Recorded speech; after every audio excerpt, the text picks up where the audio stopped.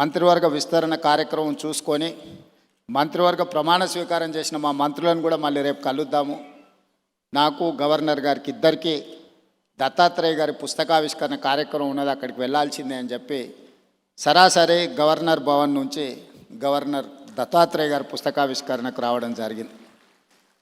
ఈరోజు రాజకీయాలలో ఒక్కసారి కార్పొరేటరు కౌన్సిలర్ అయితేనే వాళ్ళ జీవన శైలి విధానంలో చాలా మార్పు, ప్రజల సంబంధాలలో ఒక భిన్నత్వాన్ని ప్రదర్శించే పరిస్థితులు ఉన్నాయి.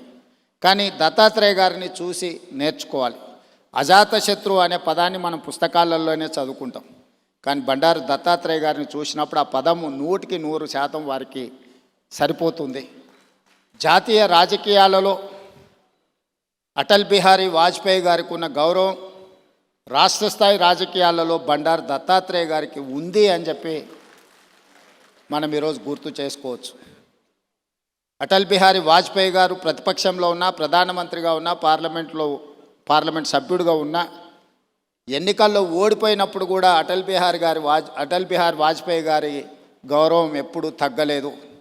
పదవులతో వారి గౌరవం పెరగడం, పదవి లేకపోతే వారి గౌరవం తగ్గడం ఏమాత్రం లేదు అని అటల్ బిహారీ వాజ్పేయి గారిని మనం ఏ విధంగా అయితే అనుకుంటామో అదే విధమైన పోలిక పెద్దలు బండారు దత్తాత్రేయ గారికి ఉన్నది.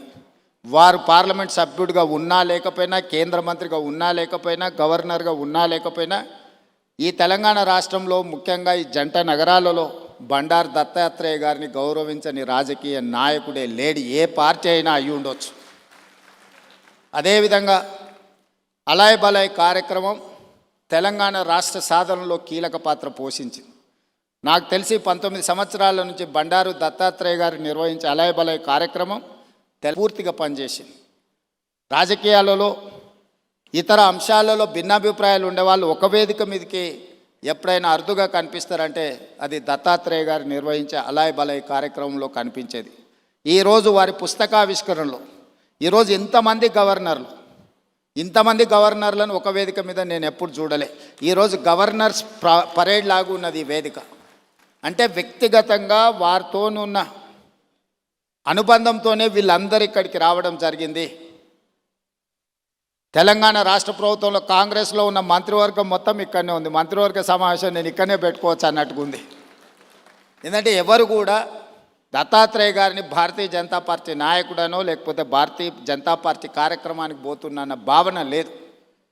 ఒక మర్యాద కలిగిన రాజకీయ నాయకుడి కార్యక్రమానికి వెళ్తున్నామని చెప్పి ఈరోజు అందరి వేదిక మీద కనిపించడం జరిగింది.